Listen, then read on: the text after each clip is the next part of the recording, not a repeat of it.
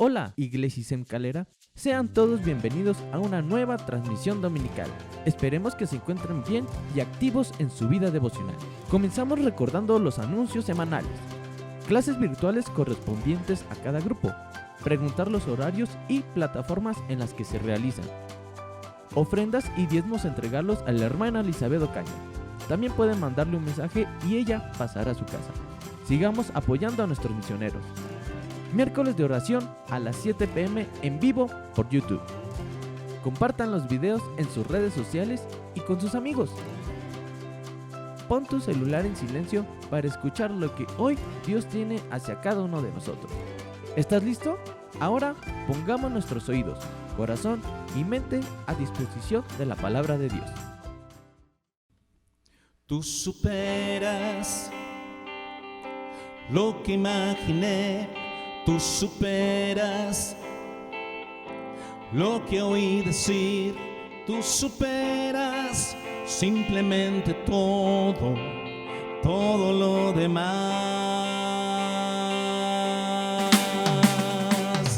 Tú superas el poder y el amor que muchos presumen tener. Tú superas lo que puedo ver y más. Tú superas mis sueños y mi realidad. Tú superas por mucho la belleza aquí. Es imposible que te pueda describir, pero lo diré así: tú superas todo. Tú superas lo que imaginé, tú superas lo que oí decir, tú superas simplemente todo lo demás. Tú superas el poder y el amor que muchos presumen tener. Tú superas lo que puedo ver y más. Tú superas mis sueños y mi realidad. Tú superas por mucho la belleza aquí. Es imposible que te pueda describir, pero lo diré así: tú superas todo. Tú superas mis sueños y mi realidad. Tú superas por mucho la belleza aquí. Es imposible que te pueda describir, pero lo diré así: tú superas todo. Pero lo diré así: tú superas todo. Pero lo diré así: tú superas todo.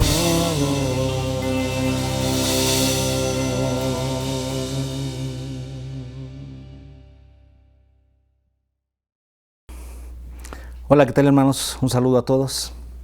Hoy vamos a platicar de un concepto que debe ser parte de la vida del verdadero creyente, ya que no tener esa situación en su vida, no solo pondría en duda la realidad de su salvación, sino que determinaría en gran medida su respuesta al llamado de Dios de dejarlo todo y seguirle. Porque el llamado de Dios, estaba escuchando hoy en la mañana justamente a Fermín Cuarto en una de sus devocionales que pone, y un tema interesante. Él hizo una aclaración porque en uno de sus temas él decía que el llamado de Dios es sencillo. El llamado es sencillo, pero ya seguirlo es difícil. Y muchas personas ahí pusieron en sus comentarios pues que no estaban de acuerdo, que ellos sentían que seguir a Dios no era tan difícil. Pues sí lo es, ¿no? Y entonces él puso algunas evidencias de que sí lo era. Por ejemplo, cuando Jesús llamó a sus discípulos, bueno, el llamado es sencillo, ven y sígueme. Pero para que ellos tuvieran que seguir a Jesús, tuvieron que dejar, por ejemplo, Juan y Jacobo, que eran hermanos, hijos de Zebedeo, tuvieron que dejar el negocio familiar, tuvieron que dejar las redes, o sea, la pesca, lo cual era su sustento, igual que Pedro y Andrés. Dejar, cuando mencionaba Fermín que cuando una de las ocasiones en las que estaba ahí Jesús llamando a Simón fue cuando fue la pesca milagrosa. Mira, echa la red de este lado. Y entonces sacaron muchos peces, y en ese momento Simón dejó todo y le siguió cuando justamente había hecho la pesca de su vida. Seguir a Jesús no es fácil. Por ejemplo, el joven rico, ¿no? ¿Qué debo hacer para tener la vida eterna? Y el Señor le dijo, pues vende todo lo que tienes, dáselo a los pobres y sígueme. ¿Y qué hizo el joven? Se fue triste porque era muy rico, tenía muchas posesiones. Ciertamente seguir al Señor es difícil. Cuando el Señor te dice sígueme, y de hecho ese llamado de seguirle es para toda la humanidad, todos somos llamados a seguir al Señor. Pareciera un llamado fácil, sígueme, sí, pero ¿qué implica? Implica dejarlo todo. Y la única manera de dejarlo todo es cuando te sabes un deudor de Dios. Es la única manera. Cuando tú te sabes un deudor de Dios. Y el tema de hoy se llama así, deudor. ¿Qué es lo que nosotros somos? ¿O qué es lo que el creyente debe saber que es? Debería sentirse endeudado con Dios. Debemos saber que somos deudores de Dios. Debemos vivir la vida cristiana, la vida en general, como deudores, no como dueños, no como gente que exige, no como gente que demanda dentro de su relación con Dios, sino como alguien que agradece y da, porque se sabe obligado por haber recibido un don inmerecido. Y de eso vamos a platicar el día de hoy. La palabra deudor que se encuentra en la Biblia es la palabra ofeiletes, que significa uno que le debe a otro. Pero como le debe, lo obliga. Como yo le debo a esa persona, estoy obligado con esa persona. Y eso es el significado de esta palabra. La palabra ofeiletes, uno que debe y por lo tanto está obligado para con esa persona. Vamos a ver como un ejemplo de cuándo se utiliza esa palabra en varias partes del Nuevo Testamento en la Biblia. Para que veamos cómo funciona esa palabra normalmente. Mateo 6:12, cuando el Señor le enseña a orar a sus discípulos y les dice, oren así, perdona nuestras deudas, ahí está la palabra ofeiletes, o sea, lo que debemos, en este caso, los pecados y ofensas hacia Dios, ¿verdad? Perdónanos nuestras deudas, como nosotros también perdonamos a nuestros deudores, otra vez la misma palabra, los que nos deben porque nos han ofendido. En Lucas 13:4 es muy interesante porque el Señor Jesús está hablando acerca de un caso que apareció en las noticias en aquella época. Estaban las noticias y decía que habían perecido 18 personas porque cayó sobre ellos la torre de Siloé y los mató. 18 personas muertas al caer la torre de Siloé. Y el Señor Jesús les pregunta a sus discípulos, ¿pensáis que eran más culpables que todos los hombres que habitan en Jerusalén? Que por eso les cayó por eso les cayó la torre encima, porque eran culpables, eran muy pecadores. Dice el Señor, ¿ustedes piensan que ellos eran más pecadores, más culpables que todos los habitantes de Jerusalén? No es por eso, no fue por eso. Y entonces le está explicando eso, pero utiliza la palabra, ¿pensáis que eran más culpables, o sea, más deudores delante de Dios? Ahí se usa la palabra. En Gálatas 3:5, viene, el apóstol Pablo también está explicando ahí y diciendo, todo hombre que se circuncida está obligado a guardar toda la ley. Comienza a confiar en la ley, está obligado, o sea, es deudor de toda la ley. ¿Se dan cuenta la palabra, cómo se utiliza ahí? Está obligado a guardar, o sea, es deudor a la ley. En Romanos 15:27, el apóstol Pablo dice que él es deudor a los gentiles y a los judíos. Él no es deudor, perdón. Ese no es el punto. 15:27, ok, ya me acordé. El apóstol Pablo dice que la iglesia gentil se consideraba deudora con la iglesia judía. ¿Ok? Porque ¿con dónde comenzó el evangelio? Con los judíos. Y de ellos comenzó a esparcirse el evangelio a todos lados. En ese sentido, los judíos eran padres espirituales de los gentiles. Y al sentir esa deuda, esa responsabilidad, ellos juntaron una ofrenda para los gentiles, para los judíos que tenían necesidad, para los judíos pobres de Jerusalén. La iglesia gentil juntó una ofrenda para ayudar a los creyentes pobres que habitaban en Jerusalén. Y dice Pablo, porque son deudores a ellos, así se sintieron, deudores con ellos. De ellos salió el evangelio, vamos a juntar una ofrenda para ellos. ¿Se dan cuenta de eso? Cuando uno es agradecido con su padre espiritual, así tiene que ser. Romanos 1:14, ahí el apóstol Pablo dice, a griegos y a no griegos soy deudor. Él decía, yo soy deudor hacia todos. ¿De qué? Acerca de predicarles el evangelio, de tener un fruto espiritual entre ellos. Y está hablando de anunciarles el evangelio. Entonces dice Pablo, yo soy deudor a griegos y a no griegos. Tengo una obligación de predicarles. Y por eso decía Pablo, me es impuesta necesidad y hay de mí si no anunciar el evangelio. Él se sentía deudor a ellos. Esos son varios versículos en los que se utiliza esa palabra deudor. Ahora bien, ¿cuál es nuestra deuda principal con Dios? De eso vamos a platicar el día de hoy. Por favor, vayan conmigo a Romanos capítulo 8. Romanos capítulo 8. Y hoy vamos a estudiar varios versículos, pero principalmente el versículo base es el versículo 12. El versículo 12. Y si ya lo tienen, leemos. Y dice, así que, hermanos, deudores somos, no a la carne, para que vivamos conforme a la carne. Ese versículo sencillo tiene mucho contenido, porque si uno lo lee en base a todo el contexto de Romanos 7 y 8, tiene un significado tremendo.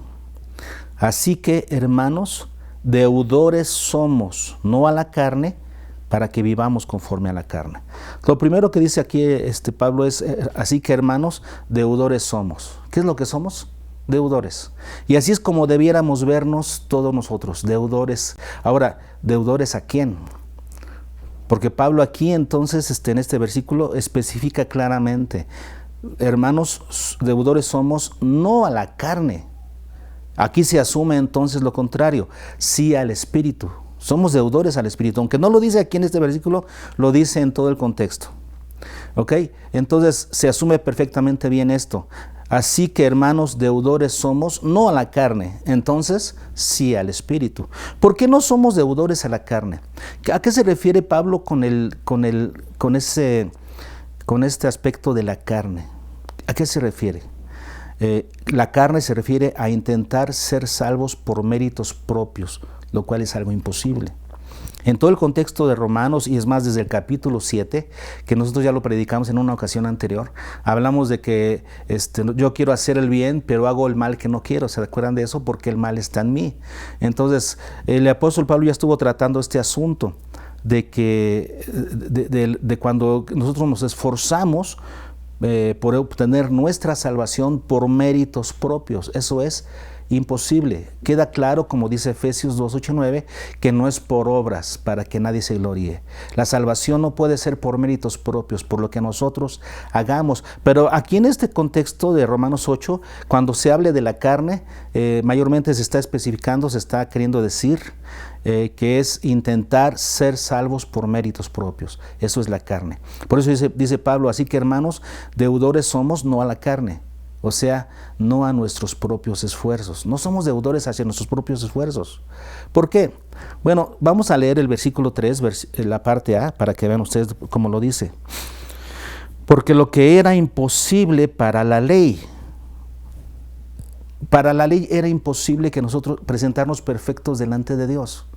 La ley es perfecta, ya lo vimos en Romanos 7, ¿se acuerdan? La ley es perfecta, es espiritual, porque es un reflejo de Dios.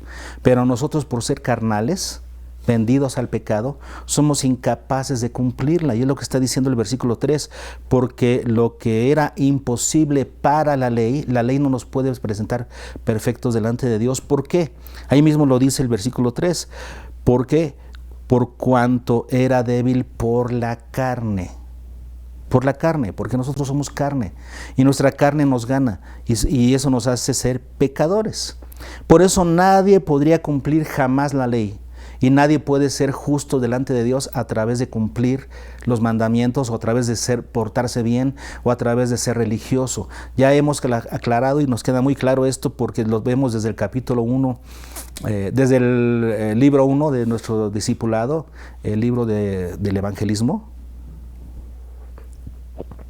Desde el principio nosotros aprendemos que no hay nada que nosotros podamos hacer para ser salvos. Todo es mérito de Dios.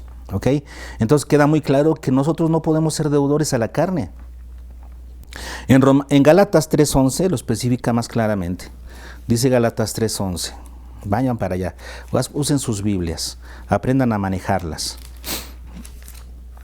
En Gálatas 3:11 dice, y que por la ley ninguno se justifica para con Dios, es evidente, porque el justo por la fe vivirá.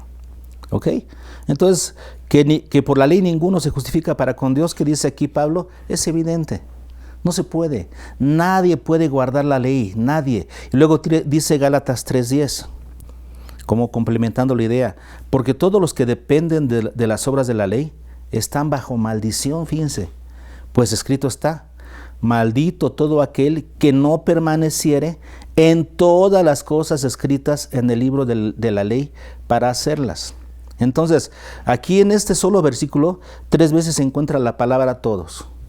Todos los que dependen de las obras de la ley están bajo maldición. Pues escrito está, todo aquel que no permaneciere en todas las cosas escritas en este libro para hacerlas, ¿no? Está bajo maldición, es maldito. No podemos permanecer en la ley porque somos pecadores. Estábamos bajo maldición, ¿ok? Entonces, Santiago 2:10 dice, porque cualquiera que guardare toda la ley, pero ofendiere en un solo punto, se hace culpable de toda la ley. Queda claro que nosotros lo único que podemos hacer es ser culpables. Nosotros no podemos cumplir la ley, no somos capaces por la carne. Por nuestra carne, por nuestra humana naturaleza. Y todos pecamos y todos fallamos muchas veces. Así es que lo único que podemos hacer es ser culpables. Nosotros no podemos, y por eso dice el apóstol Pablo, así que hermanos deudores somos, no a la carne, por supuesto que no. ¿Ok? Entonces las buenas obras o nuestra búsqueda personalizada de Dios no alcanzan para ir al cielo con Dios, no nos alcanzan, ya que los estándares de la ley, que es la ley de Dios, son muy altos y nadie puede cumplirlos. Así es que todos somos, ¿qué? Culpables. Culpables delante de Dios. ¿Qué nos dice Romanos 3:10? Porque no hay justo ni aún uno. No hay quien entienda, no hay quien busque a Dios. Todos se desviaron, a una se hicieron inútiles. No hay justo ni siquiera uno en esta tierra. Así es que todos somos pecadores. Tenemos una deuda impagable con Dios. Nuestros pecados nos hacen culpables y el único pago que podemos recibir por causa de nuestros hechos, ¿cuál es? Romanos 6:23. ¿Qué dice? Porque la paga del pecado es muerte. ¿Qué es lo que merecemos por nuestros pecados? Merecemos la muerte. Y nada podemos hacer para librarnos del castigo que justamente merecemos. Por eso el apóstol Pablo dice, así que hermanos deudores somos, no a la carne. No somos deudores a nosotros mismos, a la carne. Aquí sí somos deudores. Se asume, como dijimos, que sí somos deudores al Espíritu. Ahora, cuando el apóstol Pablo utiliza en este contexto el término el Espíritu, se refiere a ser salvos por la gracia de Dios, por los méritos de Jesucristo, no por los méritos propios. Es cuando pones tu fe en Cristo para salvación. Eso es el Espíritu, a eso se refiere esta palabra cuando está en este contexto de Romanos 8. Cuando tú veas la carne, se refiere a querer ser salvo por méritos propios. Y cuando veas el Espíritu o la voluntad del Espíritu, se refiere a ser salvos a través de los méritos de Jesús, de poner tu fe en Jesucristo para tu salvación. A eso se refiere. Si volvemos a Romanos 3, pero ahora Romanos 8, pero el versículo 3, seguimos leyendo ahora la parte B. Ya habíamos visto la parte A que dice, porque lo que era imposible para la ley, por cuanto era débil por la carne, pero vean lo que sigue diciendo, Dios, enviando a su Hijo en semejanza de carne de pecado, y a causa del pecado, condenó al pecado en la carne. Qué hermoso versículo. Vamos a desglosarlo para que lo entendamos un poquito más. Dice la parte del versículo 3, la parte B. Dios, porque como era imposible para la ley, ¿qué tuvo que hacer Dios? Dios enviando a su Hijo. Porque de tal manera amó Dios al mundo, que ha dado a su Hijo unigénito. Así está, Dios enviando a su Hijo. Ahora dice aquí, ¿cómo lo envió? En semejanza de carne de pecado. Y aquí esto puede causar un poquito de conflicto en algunos, porque cuando habla aquí de semejanza, semejante a hombre, de aquí sale una doctrina, una herejía al principio de los siglos, que decía que Jesús no había tomado una naturaleza 100% humana, sino solamente una semejanza humana. Eso quiere decir, se parecía a un hombre, pero realmente no era hombre. No era un hombre como nosotros, sino que solamente tomó una apariencia, como dice aquí, una semejanza. Pero notemos que aquí no está hablando acerca de la encarnación de Jesús en el sentido de que tomó una semejanza de carne solamente. No, dice, tomó una semejanza de carne de pecado. Esa parte de pecado es lo que nos ayuda a interpretar correctamente. Eso quiere decir, Jesús tomó una naturaleza humana, pero se mantuvo sin pecado. En otras palabras, asumió nuestra carne, pero no la pecaminosidad de la carne, porque Él era Dios. Era 100% hombre, pero 100% Dios. Por eso dice aquí, enviando a su Hijo en semejanza de carne de pecado. Porque Jesús sí estuvo en la carne como nosotros, ¿verdad? Quiere decir, tuvo carne y huesos como nosotros, sangre, fue un ser humano perfectamente al 100%, pero se mantuvo sin pecado. Entonces, por eso lo menciona aquí de esta manera, ¿no? Ahora, sigue diciendo el texto, y a causa del pecado. Y esto nos habla de la razón de la encarnación del Hijo de Dios. ¿Para qué vino Jesús a este mundo? A causa del pecado. Muchos dicen, no, es que el Señor vino a este mundo para enseñarnos la conducta o para darnos el ejemplo de cómo se debe de vivir. Sí, esos son puntos B y C, ¿ok? La razón principal de la encarnación del Hijo de Dios es por causa del pecado. ¿Cuál era el problema de la humanidad? El pecado. ¿Cuál era la razón por la que todos íbamos al lago de fuego? El pecado. Nuestro problema se llama pecado. Y el Hijo de Dios vino para combatir el pecado. Él vino a causa del pecado, ¿ok? Y luego sigue diciendo que estando en semejanza de carne de pecado y a causa del pecado, condenó al pecado en la carne. Eso quiere decir en su propio terreno. El Señor vino a este mundo a combatir el pecado justamente en donde es fuerte el pecado, en la carne. En nosotros. ¿Dónde es fuerte el pecado? En cada uno de nosotros. Porque el deseo de pecar está en nuestros miembros, en nuestra carne. Así lo descubrimos en el capítulo 7 de Romanos. ¿Se acuerdan en la predicación? El mal está en mí, decía el apóstol Pablo. ¿Cuántas veces lo dijo? Hallo que el mal está en mí. Yo soy el problema. No es Satanás el problema. Satanás nada más pone lo que nos gusta, pero nosotros lo tomamos. El mal está en mí. Así es que el Señor tuvo que venir a hacerse hombre para condenar al pecado en el mismo terreno en donde el pecado es fuerte, en la carne. Qué hermoso es nuestro Señor. Así es que al vivir una vida perfecta y sin pecado, y al morir en la cruz del Calvario, el Señor fue nuestro sustituto perfecto para darnos la salvación. En una muerte redentora perfecta, gracias a nuestro Señor Jesucristo. Así es que Dios, enviando a su Hijo en semejanza de carne de pecado, y a causa del pecado, condenó al pecado en la carne. El versículo 4 dice, sigue diciendo, para que, o sea que el Señor condenó al pecado en la carne, para que la justicia de la ley se cumpliese en nosotros. Acuérdense, nosotros no podíamos cumplir la ley, pero Jesús, al morir en la cruz, hizo que la justicia de la ley se cumpliera en nosotros. Ahora, que no andamos conforme a la carne, o sea, no buscamos la salvación por méritos propios, sino conforme al Espíritu. O sea, confiamos en los méritos de Jesús para el perdón de nuestros pecados. Versículo 2. 8:2 dice, porque la ley del Espíritu de vida en Cristo Jesús. Aquí tenemos dos leyes en este capítulo, ¿no? La ley del Espíritu y la ley de Moisés, que era la ley de pecado y de la muerte. Y dice el apóstol Pablo, aquí hace la total diferencia. Nosotros no somos deudores a la ley del pecado y de la muerte, a nuestras propias obras. Somos deudores a la ley del Espíritu de vida en Cristo Jesús. Y aquí lo dice claramente, porque la ley del Espíritu de vida en Cristo Jesús me ha librado de la ley del pecado y de la muerte. Cristo es justicia de Dios para salvación a todos los que creen en Él. Y ese es el tema principal del libro de Romanos. Si ustedes quieren saber cuál es el tema principal de Romanos, es la justicia de Dios en Cristo. La justicia de Dios. La justicia de Dios se cumple en Jesús. Porque la justicia de Dios es, ¿cuál es la justicia de Dios? Todo aquel que peca merece morir. Esa es la justicia de Dios. ¿Y dónde se cumple? En Jesús. Cristo murió por nosotros. Cristo es justicia de Dios para todo aquel que cree. Ese es el tema de toda la carta de Romanos. Entonces, en 2 Corintios 5:21 lo dice claramente. 2 Corintios y 5:21 dice, al que no conoció pecado, ¿quién es? Jesús.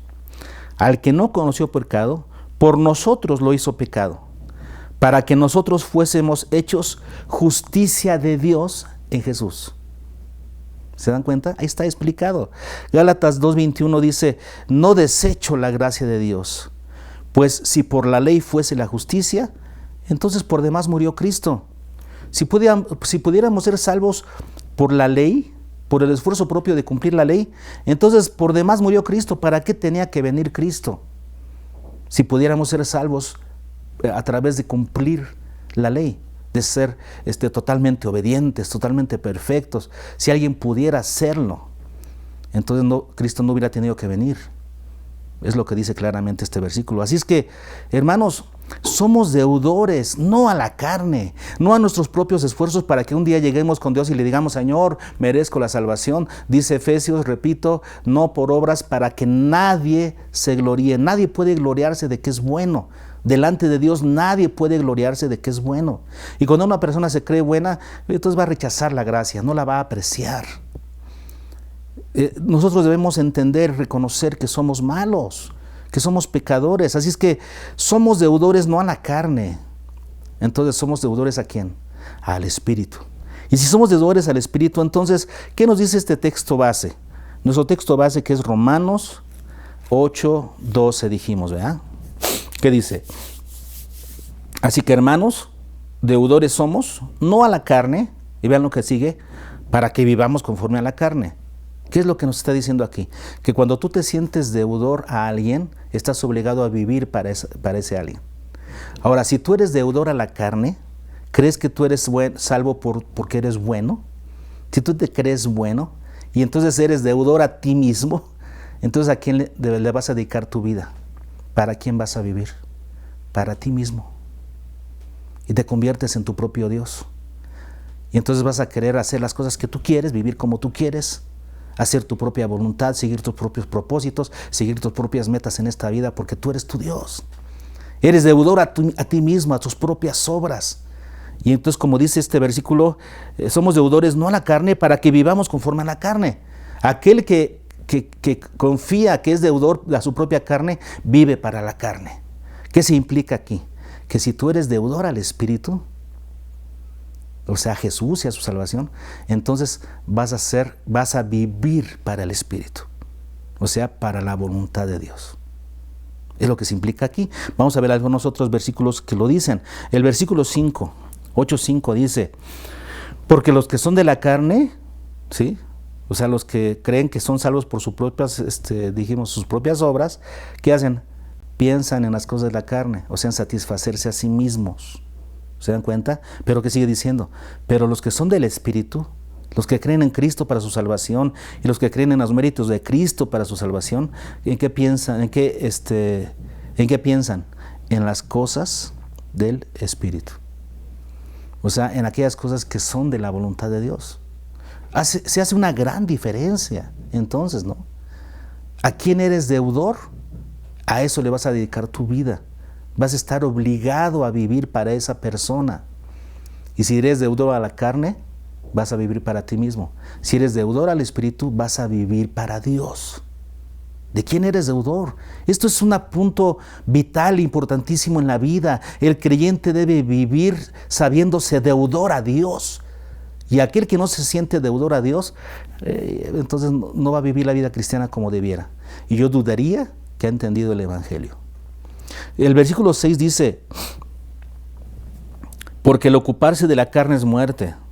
Ocuparse de ti mismo, de tus deseos de la carne es muerte, pero el ocuparse del Espíritu es vida y paz. Ahí están las consecuencias.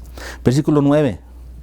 Mas vosotros no vivís según la carne, sino según el Espíritu, si es que el Espíritu de Dios mora en vosotros. Y si alguno no tiene el Espíritu de Cristo, no es de él.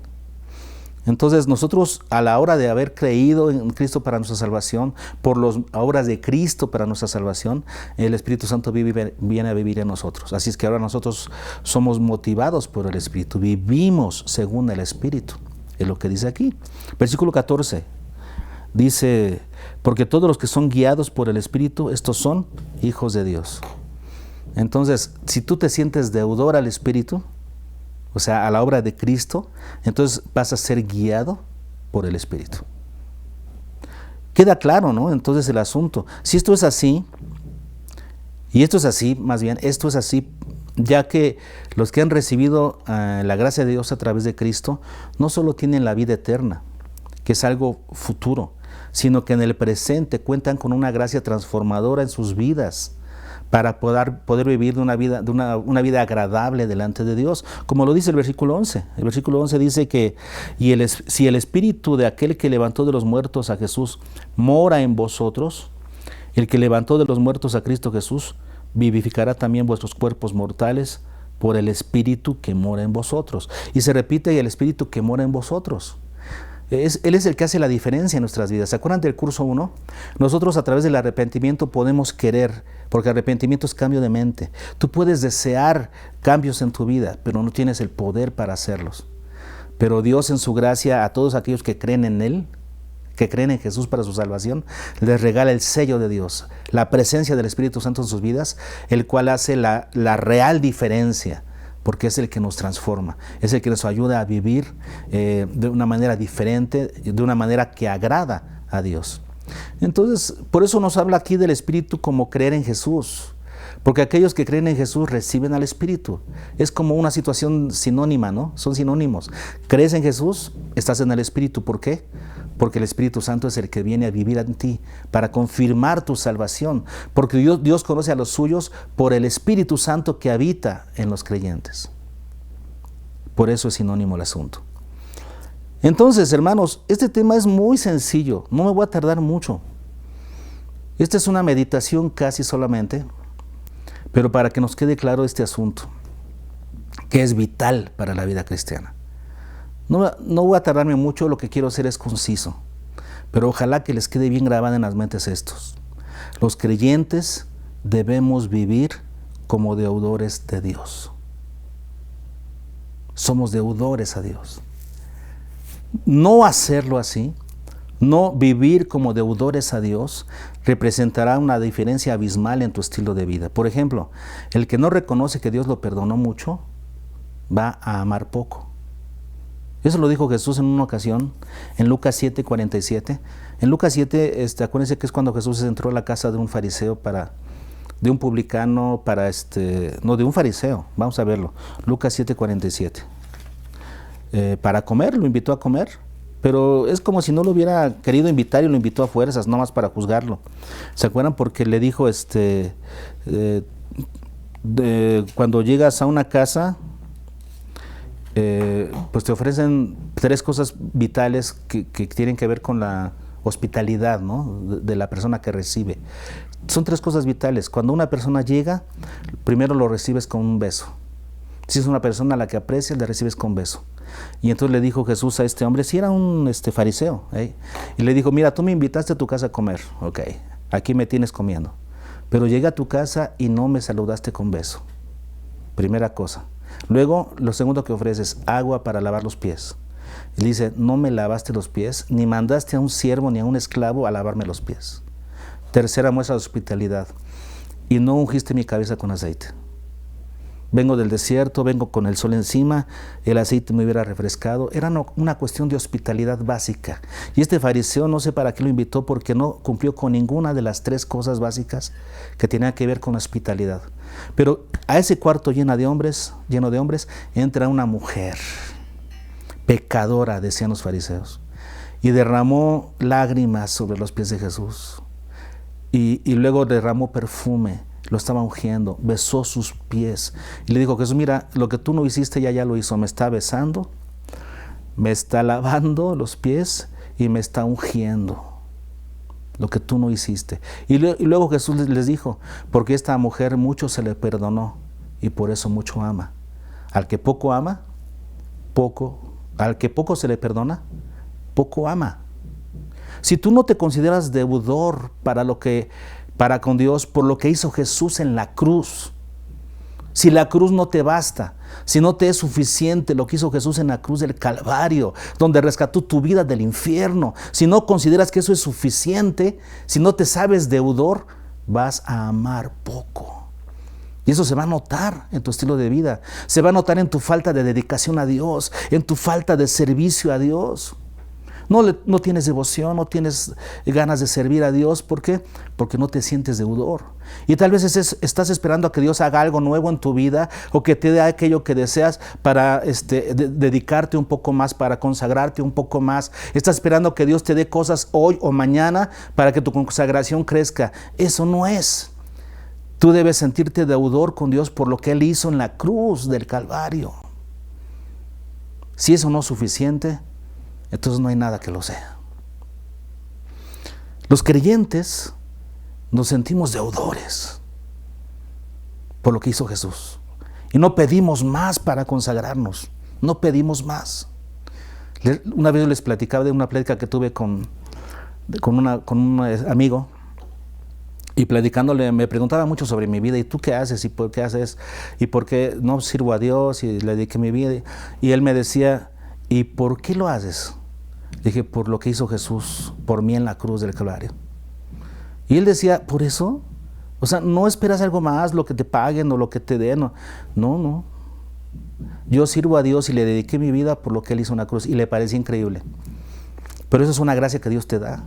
Cuando tú entiendes el Evangelio, verdaderamente entiendes el Evangelio, te sabes un deudor. Y ese sentimiento de deudor, saberte deudor, te obliga a servir al Señor. Es una obligación voluntaria, ¿no? Entonces tú dices, yo me dedico a Dios por el resto de mi vida, por lo que hizo por mí. Si la cruz no basta, entonces no vivirás como un deudor. La cruz debe bastarte para sentirte endeudado con Dios y sentirte obligado con Él en un compromiso sano para llevar una vida cristiana correcta.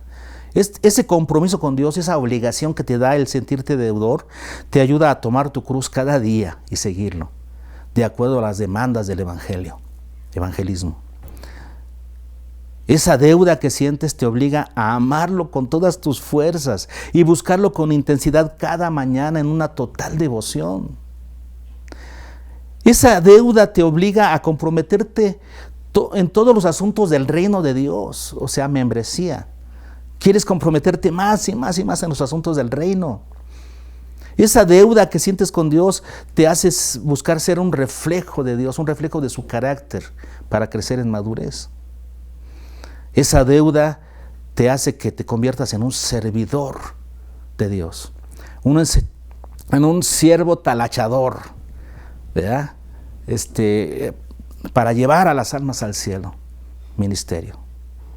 Es vital, hermanos, que entendamos esto, que entendamos bien el Evangelio, que sepamos que éramos pecadores, que somos pecadores y que estábamos condenados, estábamos bajo condenación. Y Cristo, a causa de la carne, ¿verdad?, condenó al pecado en la carne al morir por mí.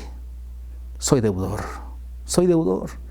y quiero vivir para Dios por el resto de mi vida. Si entiendes el Evangelio, entonces vas a saberte y sentirte y vivir todos los días como un deudor. Te hago una pregunta. ¿Eres deudor? ¿Vives como tal? ¿Eres deudor al Espíritu o a la carne? ¿Para quién vives? Te dejo esa reflexión. Que Dios te bendiga. Nos vemos en la próxima.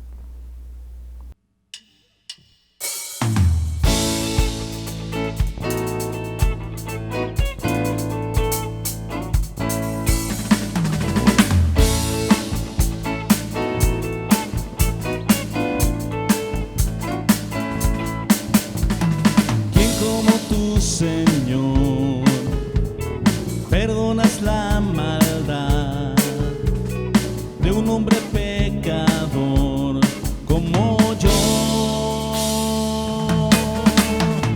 ¿Quién como tú, Señor, lleno de majestad, sacias mi corazón con tu paz? Diste a mi boca una canción que habla de vida y de perdón. Quisiste soportar la cruz en mi lugar, y en cuanto a mí, siempre te seguiré.